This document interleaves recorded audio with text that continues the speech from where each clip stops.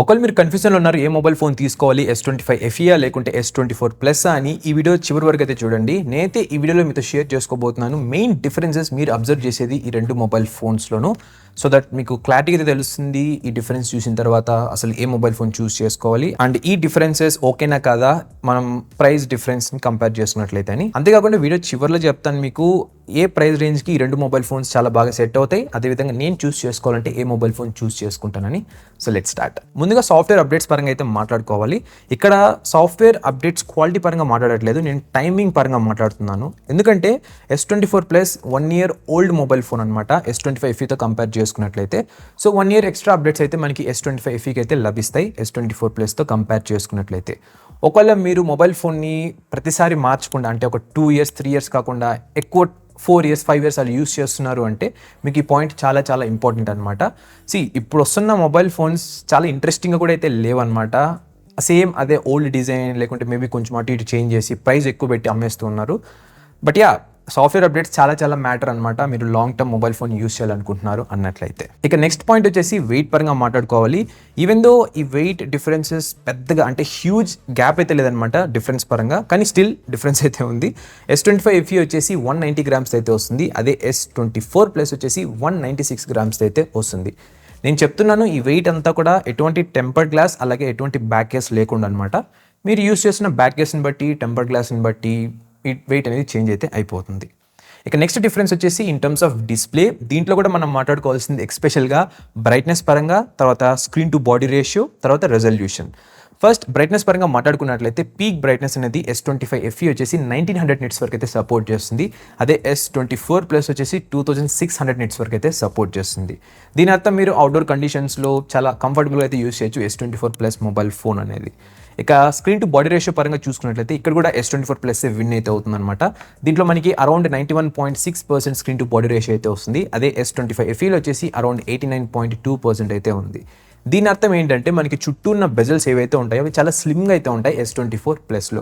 ఈ నెంబర్ అనేది 95, 96 అలా వెళ్తుందంటే మనకి బెజల్స్ చాలా తక్కువ ఉన్నాయన్నమాట మొబైల్ ఫోన్స్లో. నెక్స్ట్ ఇంకా రెజల్యూషన్ పరంగా చూసుకున్నట్లయితే ఇది కూడా S24 ప్లస్ విన్ అవుతుందన్నమాట. దీంట్లో మనకి 2K ప్యానల్ అయితే వస్తుంది. అదే S25 FEలో చూసినట్లయితే మనకి ఫుల్ HD ప్యానల్ అయితే వస్తుంది.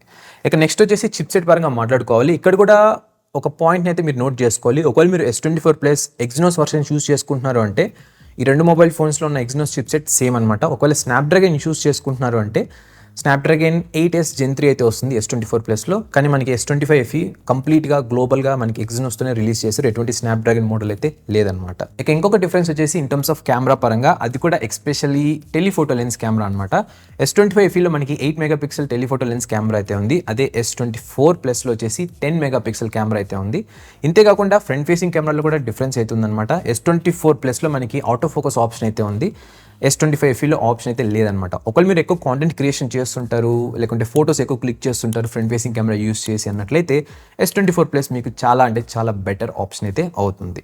సో ఇవన్నమాట గైస్ మెయిన్ డిఫరెన్సెస్ ఈ 2 మొబైల్స్ మధ్యలో. అండ్ చాలా మంది కామెంట్స్లో ఇప్పుడు కూడా అడుగుతున్నారు ఏ మొబైల్ ఫోన్ చూస్ చేసుకోవాలి, ఏ మొబైల్ ఫోన్ చూస్ చేసుకోవాలని.